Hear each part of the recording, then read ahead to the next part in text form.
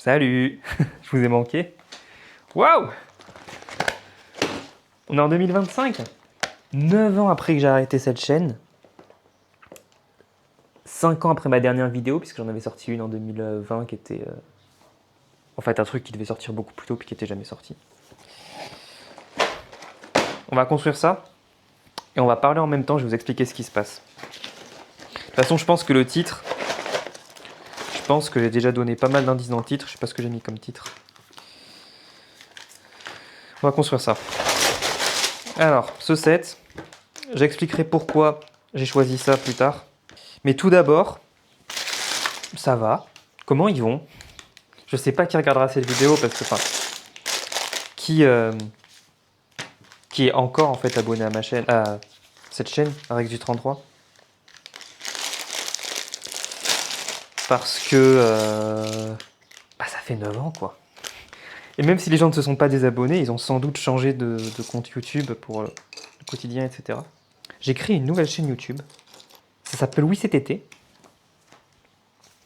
Et c'est des vidéos plutôt autour de voyage en fait.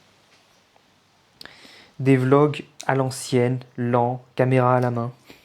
Comme vous voyez, j'ai pas changé, hein, puisque je me souviens que à une certaine époque, il y avait une sorte de conflit, de débat dans notre communauté de Lego entre ceux qui voulaient faire des vidéos aussi propres que la télé, ils disaient faites un fond blanc, du montage, etc.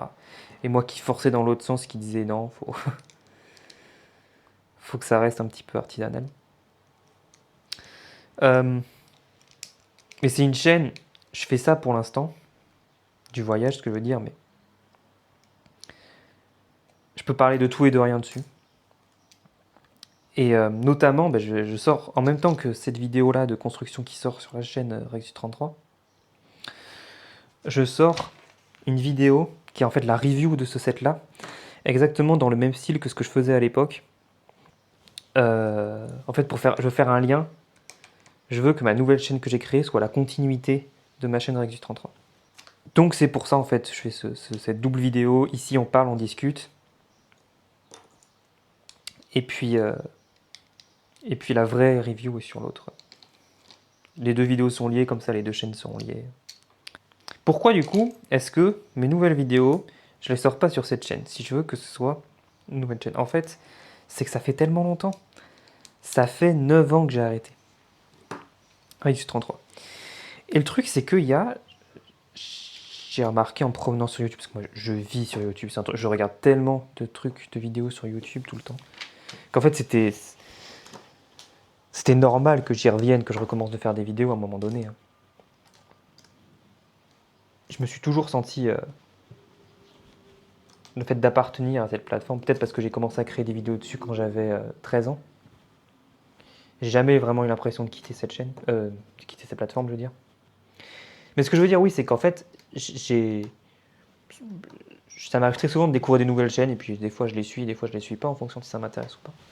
Et j'ai remarqué qu'il y a beaucoup de gens, notamment des anglophones, des britanniques spécifiquement,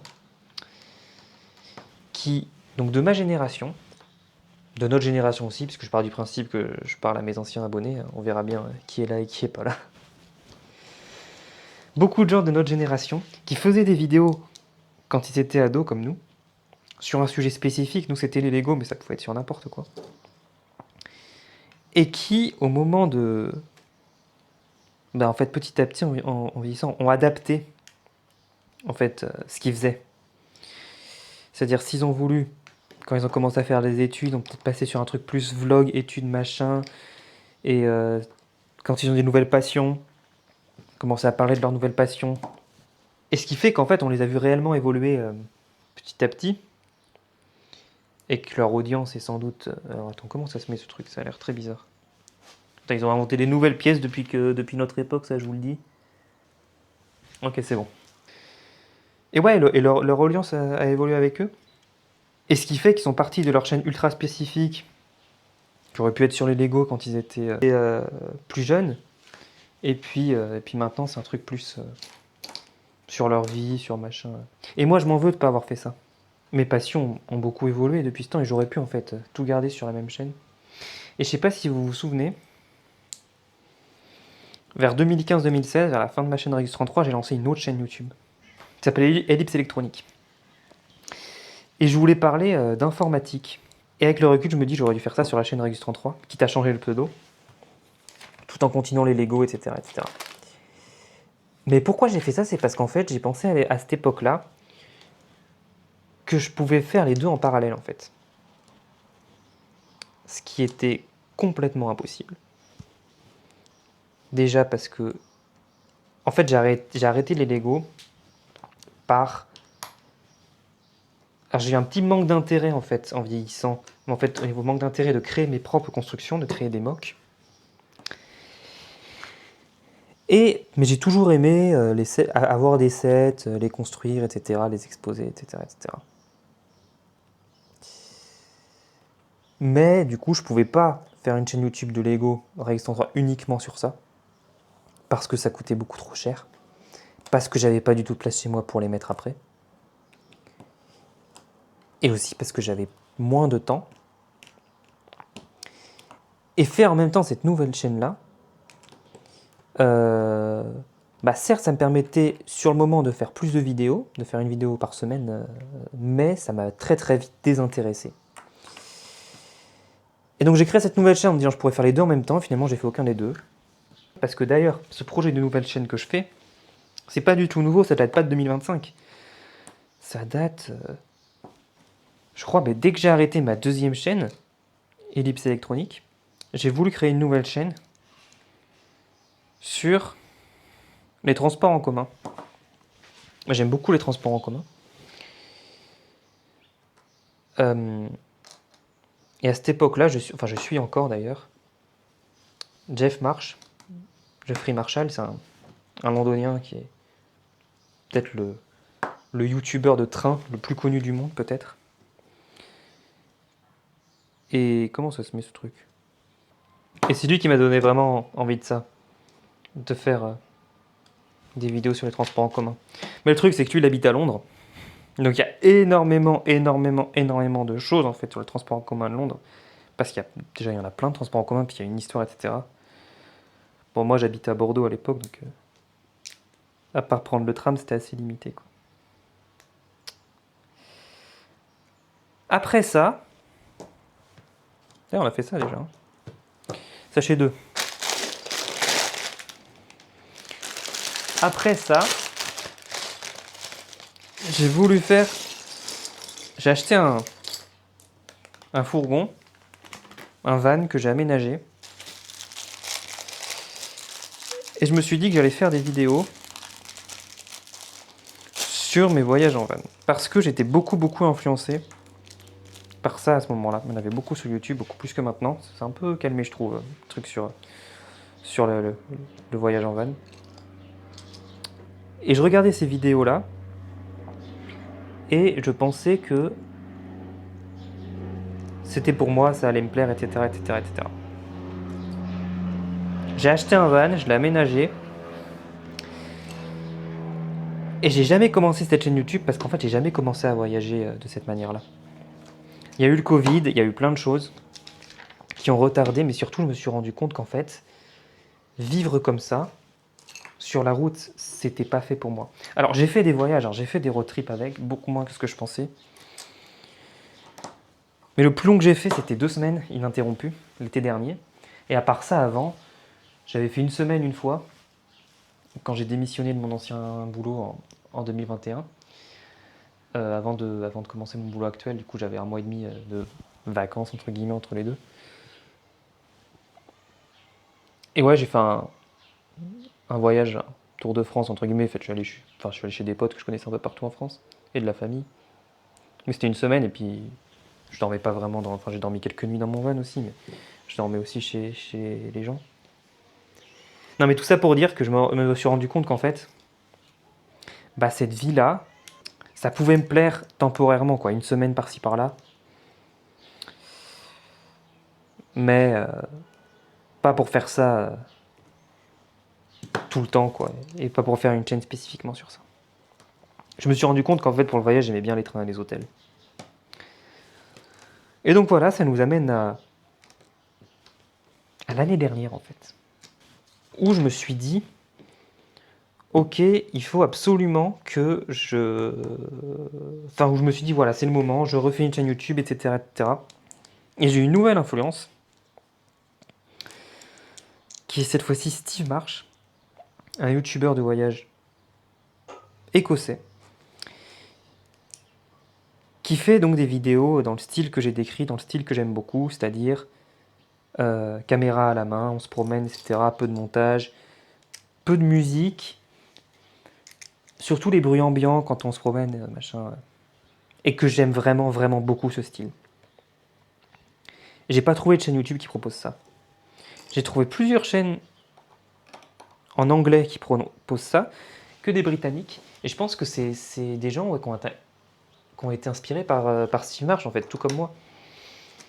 Et j'ai pas trouvé ça en France. Alors peut-être que ça existe et que c'est des gens pas du tout connus, auquel cas, bah, envoyez-moi les noms, quoi. J'ai envie de les découvrir.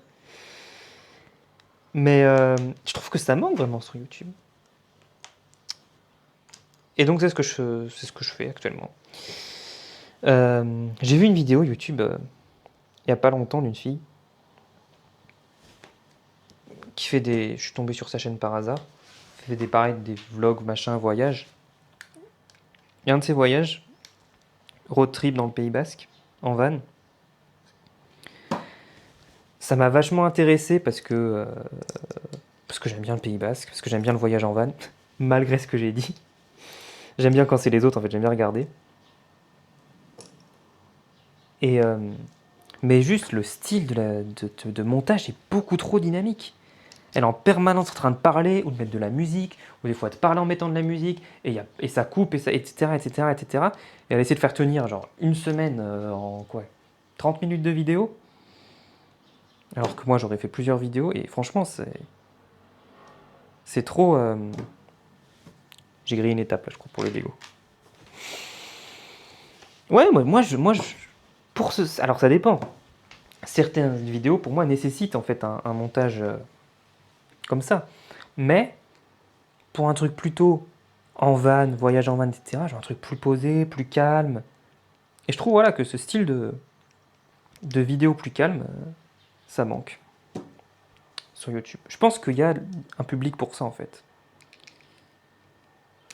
Parce que si la chaîne de Steve marche si bien, bon après c'est parce qu'il parle anglais, donc forcément il y a un public beaucoup plus large, mais il a quand même plus de 200 000 abonnés. Donc si ça marche si bien, c'est qu'il y a des gens que ça intéresse, et je pense qu'il y a des gens francophones que ça intéresse aussi. Après, je fais pas ça uniquement en me disant là il y a un vide à combler, je me mets dedans. Hein. C'est juste parce que ça m'intéresse aussi, parce que j'aime vraiment le fait de faire des vidéos, j'aime le fait de parler à une caméra, et que ça m'a tellement manqué. C'est ma justification de pourquoi je choisis ce style de vidéo, mais en fait j'ai eu l'idée donc l'année dernière, c'est ça que je disais. Et j'ai attendu un an parce que je voulais absolument, j'ai un peu têtu, je voulais absolument que ma première vidéo soit, du coup la première vidéo qui est sortie sur ma nouvelle chaîne, qui est en fait un challenge un peu de rentrer d'Édimbourg jusqu'à Annemasse en Haute-Savoie, parce que maintenant j'habite en Haute-Savoie, de rentrer en train en une journée. Je voulais absolument que ma première vidéo soit celle-ci. Et j'ai pu la faire seulement en mai de cette année 2025, donc ça a tout retardé. Mais c'est pas plus mal parce que, étant donné que ça faisait un an que je savais que je voulais que ma première vidéo soit ça, j'ai fait des expérimentations pendant un an. Notamment, j'ai filmé ma toute première vidéo en fait en septembre 2024. J'ai filmé avec mon ancien téléphone sur les falaises de Moher en Irlande. C'est une bonne vidéo, j'en suis content, mais c'est hyper mal filmé. Et du coup, le fait d'avoir eu un an d'entraînement comme ça m'a permis plusieurs choses. Déjà, d'essayer des trucs au niveau de la prise de vidéo, au niveau du fait de parler dans des lieux publics, au niveau du montage, etc. Ça me permet deuxièmement d'avoir pas mal de vidéos en stock de côté pour pouvoir dès le début en sortir une par semaine. Et ça m'a permis de me rendre compte aussi que j'avais absolument besoin d'une caméra et d'un micro. Que voilà, l'ancien téléphone que j'avais, ça pouvait pas le faire quoi. Donc il y a quand même 4 vidéos qui sont toutes déjà sur la chaîne, hein, qui sont les 4 premières que j'ai fait sur téléphone, puis après je me suis dit non c'est bon, j'achète une caméra. Donc c'est vraiment pas mal. Puis ça arrive aussi un moment, j'en ai besoin. J'en ai besoin pour moi-même en fait de créer cette chaîne YouTube. Parce que comme je le répète, ça m'a vraiment manqué. Le fait de faire la vidéo, de créer la vidéo, ça j'aime vraiment ça. Puis de la poster sur internet, d'attendre de voir est-ce qu'elle va bien marcher, est-ce qu'elle va pas marcher, etc. L'aspect communauté, tout ça c'est des choses qui m'ont manqué. Et puis ça arrive aussi à un moment donné où dans mon métier, alors j'adore ce que je fais, hein, j'adore mon taf, je suis vraiment très épanoui. Ça fait 3 ans que je suis sur le même poste. Je m'en plains pas hein, parce que j'adore ce que je fais. Mais 3 ans à faire la même chose, j'ai quand même le besoin d'avoir un autre projet à côté dans ma vie perso. Ouais. Je recrée une chaîne YouTube du coup maintenant. C'est dur, c'est plus dur que ce à quoi je m'attendais. Ça n'a rien à voir en fait, YouTube maintenant en 2010. À l'époque en 2010, quand j'ai commencé pour la première fois, les chaînes se faisaient connaître par le bouche à oreille. Je pense les gros youtubeurs, même avant 2010, les premiers gros youtubeurs que j'ai suivis, donc à l'époque c'était quoi? C'était Rémi Gaillard, Cyprien, machin, ça a mal vieilli quoi. Oh, c'était de la merde. Enfin, c'est même pas que ça a mal vieilli, parce que c'était pas bien et que c'est devenu nul. Je pense que ça a toujours été nul, c'est juste qu'on n'avait rien d'autre, donc en fait on se satisfaisait de ça. Mais comment j'en ai entendu parler? En fait c'est dans la vraie vie. C'est des copains à l'école, au collège qui m'ont dit tiens regarde ça, c'est marrant. Donc c'est le bouche à oreille. Et pour les chaînes de Lego après, comment est-ce que j'ai découvert les premières et comment est-ce que moi je me suis fait connaître aussi? C'était également le bouche à oreille. Alors là c'était pas le bouche à oreille dans la vraie vie, puisque comment ça marche ce truc? Ok, j'étais bien con, je suis allé remonter plusieurs étapes en arrière. Alors. Donc en fait, ouais, j'en étais au bouche à oreille. C'est-à-dire que bon là c'était le bouche à oreille par contre. Sur YouTube, c'était tiens machin dans les commentaires. Quelqu'un disait dans une vidéo, je me suis inspiré de telle personne, et on disait tiens c'est qui ça, je vais aller voir ses vidéos. Ou dans les commentaires, puisqu'il y avait ce côté communauté en fait où on faisait tous dans la communauté des vidéos. Et donc si on voyait un nouveau compte qu'on connaissait pas, de dire tiens je vais regarder ce qu'il fait. Il y avait aussi beaucoup de retours d'abonnement, on s'abonne à une personne, en échange elle s'abonne à nous, etc. C'est comme ça que ça marchait. En un sens c'était plus simple. Maintenant bon, c'est avec les algorithmes comme surtout. Et donc ça fait que c'est dur de se lancer en fait. Parce que l'algorithme de YouTube, je doute pas qu'il est très performant et qu'il finira bien par trouver parfaitement mon public, les gens qui sont intéressés par ce que je propose. Mais ça met du temps, ça met tellement de temps. Et aussi le fait, comme j'ai dit, qui est que j'ai pas trouvé d'équivalent en français de ce que je cherche, de ce que je veux faire. J'ai pas vraiment de communauté dans laquelle m'incruster. Je me souviens de l'interface de YouTube à l'époque, quand j'ai commencé. Quand on regardait une vidéo, sur la droite, il y avait les vidéos suggérées. Bah, un peu comme aujourd'hui, les vidéos suggérées, sauf qu'en fait, là où aujourd'hui, c'est des vidéos suggérées pour le spectateur, par rapport à son algorithme à lui, ce qu'il regarde lui, à cette époque-là, c'était uniquement avec tes mots-clés. Et je me souviens pendant longtemps, pour dire aux gens comment trouver ma chaîne YouTube, dans la vraie vie en fait, je leur disais, enfin pendant longtemps, ça a duré quelques semaines, hein, parce qu'après ça a évolué, mais je leur disais, eh ben tu tapes genre, je sais plus quoi, base Lego Star Wars Impérial, et c'est la 4e. Parce qu'en fait, peu importe qui faisait cette recherche-là, tu tapais les mêmes mots-clés, tu avais le même résultat. Et c'est plus tout le cas aujourd'hui. Donc il y avait la vidéo, sur la droite il y avait les vidéos suggérées qui étaient les mêmes pour tout le monde. En haut il y avait un onglet autre vidéo de ce créateur. Enfin c'était pas formulé comme ça, mais c'était ça quoi. Et il y avait 24 vidéos. C'était les 24 dernières vidéos de cette chaîne YouTube. En dessous les commentaires, il y avait un truc, c'était les commentaires vidéo quand j'ai commencé. La possibilité de répondre à une vidéo par une autre vidéo. commentaires vidéo. Bon, ça n'a pas duré longtemps. Il y avait les abonnements, les abonnés, ça comme aujourd'hui. Il y avait les amis aussi quand j'ai commencé. On pouvait être amis avec des chaînes. Donc, comme sur Facebook en fait, c'était le même principe, c'est-à-dire là où l'abonnement ça va dans un sens et moi je m'abonne à toi, c'est tout. Tu t'abonnes à moi, c'est tout. Les amis c'était réciproque, c'était demande d'amis et puis l'autre accepte, etc. Et puis voilà, quand j'ai commencé en 2010, et du coup pendant 6 ans, j'ai fait Rexus 33, j'ai vu énormément d'évolution. Et maintenant je me relance de zéro. Hein. Et ça n'a rien à voir. Parce que déjà en 2016, quand j'ai arrêté, déjà ça n'avait rien à voir avec quand j'ai commencé. On avait déjà des outils de statistiques, YouTube Studio, truc de. Pour avoir des statistiques sur ces vidéos, quoi. Là où en 2010, une vidéo elle marchait bien juste en fonction du nombre de vues et du nombre de pouces verts, ils étaient à l'époque. En 2016, on commençait déjà à avoir des outils de statistiques. Et maintenant, c'est un truc de fou maintenant, on sait tout quoi. On sait absolument tout sur les gens qui regardent les vidéos quoi. À quel moment ils ont décroché, à quel moment a été visionné plusieurs fois, etc. etc. Enfin. Et c'est un peu décourageant je trouve, pour un nouveau youtubeur. Je me mets dans la catégorie nouveau youtubeur. Hein. C'est un peu décourageant parce que on se rend compte que les gens ils aiment pas ce qu'on fait quoi, que ça intéresse pas grand monde. En tout cas là, ceux qui regardent cette vidéo, envoyez un petit message. J'aurais peut-être dû dire ça au début parce que là je pense que tout le monde s'est déjà barré. Allez voir ma nouvelle chaîne. Il y aura, comme j'ai dit, une review de ce set dans le style que je faisais à l'époque.